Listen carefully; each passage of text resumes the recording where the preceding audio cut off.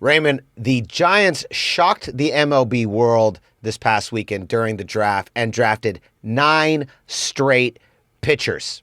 9 in a row. One for each inning, Ray. One for each inning. And this reminded me, Raymond, of the 2017 podcast draft, the very controversial one that you and I were a part of. Can you tell the audience, the GoldCast Empire, what we did during the 2017 podcast draft?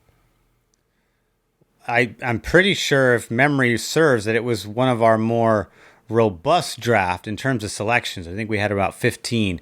I think we spent the first 8 straight on audio editors. Then we spent an additional 5 consecutive picks on video editors. And this was 4 years before we would even land on YouTube. So I'm not sure why we did that. I think we were just looking ahead. And then we picked 3 straight writers for a website that doesn't have any articles, but you never know. Who else did we pick that year? We picked 5 janitors. Remember, picked the 5 janitors. And at that point, we'd actually run out of picks, and the podcast commissioner was telling us to stop picking. But we'd had some whiskeys, you and I just kept pushing the button, and I was like, "You can't stop us." This is the GoldCast. Boom! Welcome to another edition of the GoldCast. We are the voice of the Bay. I'm your host, Rudy Sousa III, and with me is my brother, my co-host, Raymond Solis the first, baby. Boom! So, Raymond, lots to talk about today, and we're going to begin with the Giants draft. Pretty wild. They basically went in, Raymond, and drafted every pitcher available at the college level. I don't think there's any pitchers left. I think every single possible pitcher that played college baseball is now part of the San Francisco Giants rotation. Including one high schooler. And one high schooler. They even were going, you know what? Let's get the next kid up that's still in high school. Let's go through this list, Raymond. This is pretty wild. So in round 1, with the 14th pick of the draft, the Giants have chosen right-handed pitcher Will Bednar from Mississippi State. He was the MVP of the College World Series. Awesome get. Awesome get. Yeah, there he is right behind us. Then in round 2, left-handed pitcher Matt Mikulski from Fordham. Round number 3, they got right-handed pitcher Mason Black from Lehigh. Round number 4, they got right-handed pitcher Eric Silva from J. Sarah Catholic High School right here in Cali. Round number 5, Rohan Honda from Yale. And if you guys haven't seen this guy's epic mustache, I'm going to show it to you right here on the GoldCast. You're going to look at that thing. That thing's a work of beauty. Then we have, with round number 6, left-handed pitcher Seth Lonsway from Ohio State. Round number 7, Nick Senacola from Maine. Round number 8, Ian Villers from Cal. Round number 9, right-handed pitcher Matt Olson from Central Arizona Community College. And then round number 10, finally, we got Von Brown from Southern Florida. That's 6 right-handed... outfielder. Outfielder. 6 right-handed pitchers, 3 left-handed pitchers, 1 position player, 9 college players, 1 prep player. Pretty aggressive on the pitching side. I think it's no joke that even right now, even at the top level, we do not have the pitching is old. As Candlestick Will likes to talk about, this isn't your slightly older brother's Giants team, and our previous dynasty was won on pitching.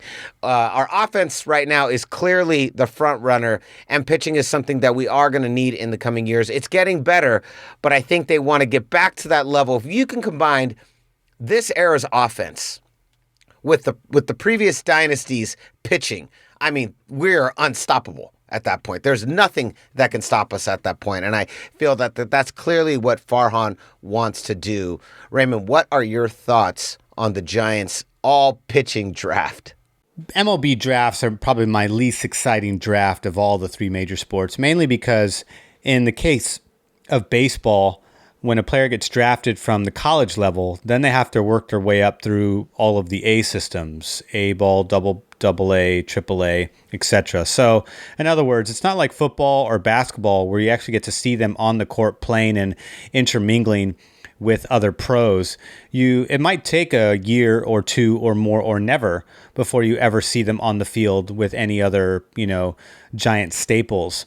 So that's one of the reasons why it's a little lackluster compared to the other pro sports. But nonetheless, I think what the implication here, or not even what I think the obvious implication here is that the Giants want to add pitching depth for the near future and also for the far future. And that to me is pretty telling, because I think if you're Farhan, if you're, Gabe Kapler, and if you're also paying attention to the Giants, hitting prospects, this lines up perfectly with that, because we obviously have a lot of depth on as far as fielders and hitters are concerned, because we've been one of the most banged up teams in baseball, but we haven't even missed a clip with all the players that we've been able to bring in and out of the lineup to keep things going at the same pace that we've been going at. And as a result, we've maintained the best team in baseball status pretty much most of this first half. And even we're able to secure, enter the All-Star break on a little bit of a high note with the sweep against the Nationals. But going forward in the future, adding all this pitching depth, once it comes to postseason and the tournament, pitching is what rules the day 9 times out of 10. You can be the baddest offense in the league, and you can lead the league in homers. You can have a Triple Crown winner on that club, but it doesn't matter, because once you get to the postseason, all of that changes. All you see is top tier pitching and low scoring games, 1-run games. And pitching is what rules the day. Pitching is what's going to win you championships. But more often, if you have pitching depth like we just selected, you're setting up pitching depth that's going to win you potentially set up a whole nother dynasty. That's what the Giants, I think, are doing here, in my opinion. It's opinion, but getting this many arms, I've not necessarily seen that before. But, to be fair, I don't pay too close attention to the MLB draft. I kind of wait for them to get to the AAA level, and then I start paying attention to them, because that's really when it matters. That's when the likelihood of them getting called up becomes an ever closer, more reality. So, we have some time for some of these guys to cook, although some of them we might be able to see as near as next season, according to some articles you told me about. So we'll just have to wait and see on that regard. We're obviously not going to see any of these guys during this run, unless the Giants get really desperate, but I highly doubt it. There's plenty of depth there, existing depth right now for us to work with, although not a whole lot, which is, again, the impetus for all of these selections. But I think it's really exciting as far as the future is concerned, and just having some potential solid aces down the line. We'll have to see how that turns out, obviously, but the fact is, I think the structure of this team, the way it's being constructed, is being set up in a typical Farhan way, but also being set up for long-term success as well. Yeah, it is very exciting. Definitely, as far as the future is concerned, this is pretty exciting to draft 9 straight pitchers. And I think Farhan, at this point, very similar to John Lynch, has earned our trust. He's earned our trust, and he's proven that he is way more capable, I think, than we even realize, of turning this roster around as quickly as he has. So I'm very excited. A little bit about Will Bednar, our very first pick in the draft. Last season, he finished the year with 139 strikeouts across 92 innings. He had 26 walks and a 3.12 ERA, and he was, as mentioned already, the MVP of the College World Series. He's primarily a fastball slider thrower. His heater sits around 93 miles an hour and has touched as high as 97. So pretty dope, pretty exciting. I think that's the one we're going to be the most high on. And of course, as always, it's a wait and see for sure. All right, Raymond, let's move on to earlier.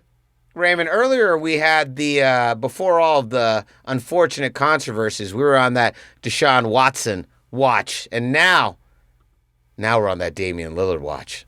It's all about Damian Lillard. And of course, it's already leaked through The Athletic today that the Warriors have already had internal discussions about adding Damian Lillard to the roster. Of course, the package that they're talking about is the one we mentioned last week. The one that everyone assumes that if they're going to get a player, is the potentially what they're going to do, which would be our two draft picks from this year, James Wiseman and possibly Andrew Wiggins in that mix, which we here at the GoldCast are vehemently against Andrew Wiggins leaving. We think Andrew Wiggins should stay. But then again, if it comes at the cost of getting someone like Damian Lillard, who's from the Bay, who I have said jokingly sometimes is the greatest Warrior never to play for the Warriors, I think that if it comes at the cost of getting Damian Lillard, it's a must. Raymond, where do you sit with this? Where do you put this ranking now? Remember, as we were getting, before the controversy with Watson, it was looking more and more like this was about to go down. And basically the package that the Niners sent to Miami, I believe, was the package that we were going to send to Houston to get Deshaun Watson. Raymond, what do you think about this potential here? Is the potential for Damian Lillard growing just based on what you're reading? Is it getting hotter? Or do you think we're still very much in like a nebulous, it's kind of a 50-50 may or may not happen mode? I think it's more of a 60-40 not going to happen. And because I think what the Warriors want to give up is not what the Blazers will accept. If you're going to give up a superstar like Damian Lillard, then the Blazers are going to want a star in exchange for that, a minimum of at least one, if not more. And the Warriors don't have the capital to do that. They would have to give up pretty much almost their entire second unit, including Wiseman, possibly Draymond, in order to get this done. That's the only way I really see that happening. Obviously, I'd like the package to not include Wiggins, but I'm pretty sure he would be included in that as well, as far as their counter negotiation would be concerned. But that's why I think this is more of a 60-40 not going to happen. Because the Warriors don't want to give up what the Blazers ultimately want for Damian Lillard. And that's unfortunate because he would be an amazing Warrior. It would make them a very potent team offensively. As far as defense is concerned, though, that would be one of the inconsistent facets of this team going into next season if they added a Damian Lillard. So we'll just have to see what happens. But I think they're going to stick with the roster they've got. They might pull the trigger for somebody, and if they do, we'll have to. I think it should be someone who's maybe not a one-sided pony like Damian Lillard. Not to say that he can't play defense. He can play defense. He's just as inconsistent as most of the other guys at his position that are a high-volume scorer like he is. And that's not a knock. It's just, it's just kind of the nature of basketball. Basketball is more an offensive sport than anything else. And you just need a little bit of defense, to get things done. It's either that or or you blow out, you have such a potent offense that people can't catch you. But yeah, we'll see. I don't know if this thing will happen. I'm not sure how you feel about it, but I have my doubts. Raymond, I'm trying to will this into existence with each episode of the GoldCast. This is my long con right now. I don't want 60-40. I want 80-20 in favor of it happening. That's what I want it to be. This is upsetting me. This segment has now hurt my feelings very much. I very much want Damian Lillard on our team. I think he is the exact third option that we need to add to this roster to get it back in championship contention. I have said several times on the show, and I will continue to repeat it, I do not believe, as currently constructed, that the Warriors can get back to the NBA Finals as currently constructed. I just don't trust the health of Klay Thompson to be consistent through the season, and I'm terrified he's going to get hurt again. We need a third option. Bob Myers, if you're watching the show, and I have a feeling you probably watch this show every week because you're just dying to hear what we're going to say about the Warriors next on each episode, I'm sure he is. Get Damian Lillard. All right. Ray, let's move on to a little bit of smack talk. A little bit of smack talk from our boy, Jimmie Ward, talking all that ish. Talking that ish, Ray. Jimmie Ward was on a rather controversial figure in our world, which is G. Cohen. He was on his show doing an interview with him, and he was asked what his favorite game was of the last several years, and he said 2019 against the Rams. And here's what he said. He said, I want to say the Rams game 2019. He goes, yeah, what's with their coach? Does he have a big head? He's talking about Sean McVay. I don't want to say he has a big head because I think he's a hell of a coach, but What does he have against me to make him go at me every game and lose? I don't even talk shit when we play the Rams. I don't remember me talking shit, but I've had some good games against him. I don't understand why he tries to go at me. I think I would try to go at somebody else.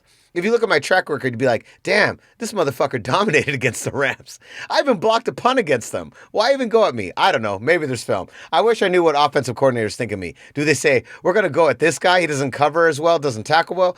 I don't think they say that. I would just like to know. And so I thought that was pretty funny. If you actually hear him say it, it's pretty hilarious. Just the way he kind of is kind of almost like thinking out loud and just kind of going through a stream of consciousness over what these players must think of him. Raymond, I asked you though in particular because he said he had some good games against the Rams. Tell me, what are the stats from the last 4 games where we swept them for 2 straight years? How did Jimmie Ward play against the Rams in those last 4 games? Well, if you break it down by game, I would say the first game in 2019 and the last game in 2020 were his 2 best. But overall, we won all 4 contests. And he's correct. He did block a punt. But in the first game, the first meeting, which was the 20-7 meeting, we improved to 5-0. Rams dropped to 3-3 at that point. The Why Not Us campaign began right around then. Yeah, that was October 13th, 2019. And our boy Jimmy, the Iron Man, as I call him, not the glass cannon anymore, but he had 2 pass deflections, 5 combined tackles, 5 solo tackles, a solid game. You know, the next contest later in the season, which was the December 21st, 2019 game. He didn't have any pass deflections. He had a couple of tackles, a solo assist, kind of a more understated game in that contest, but resulted in a win nonetheless. The first contest in the 2020 season, which was the October 18th game of that year, he had 4 combined tackles, 3 solos, 1 assist. So again, another understated game, but a solid game nonetheless. We won that game too. In fact, we won that one. That was another close one, 24-16. And then in his last game, he had a pass deflection.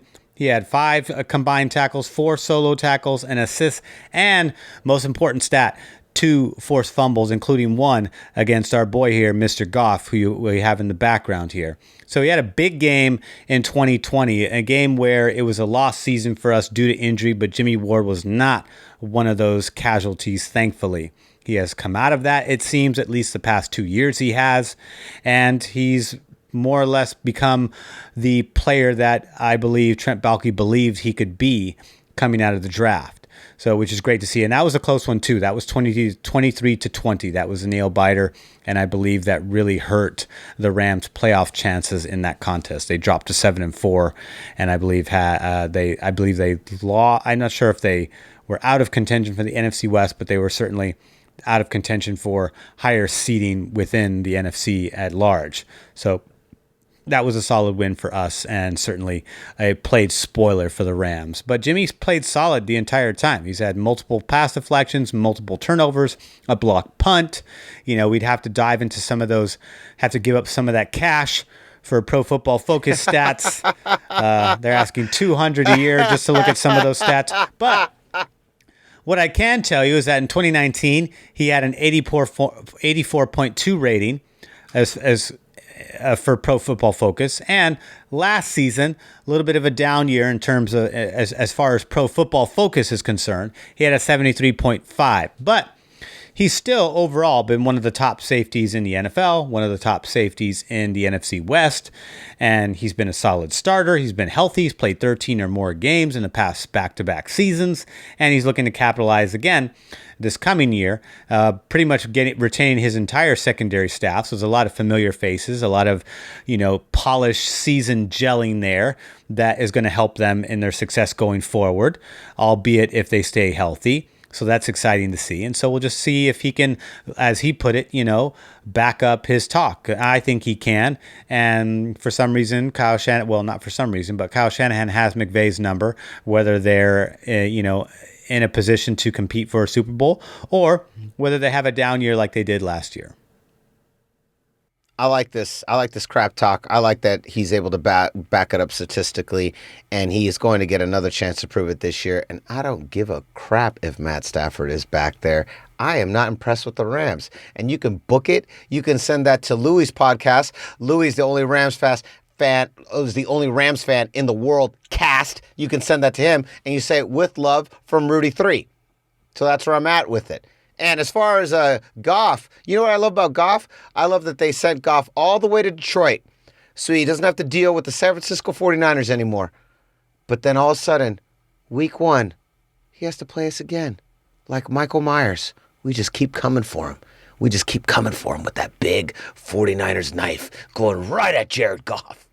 Yeah, and basically like the Rams said, hey, yeah, we know you helped us get to a Super Bowl, but we also remember how you didn't do that again. Well, here we go. Folks, what say you? Raymond's on the 60-40. I want to be on the 80-20.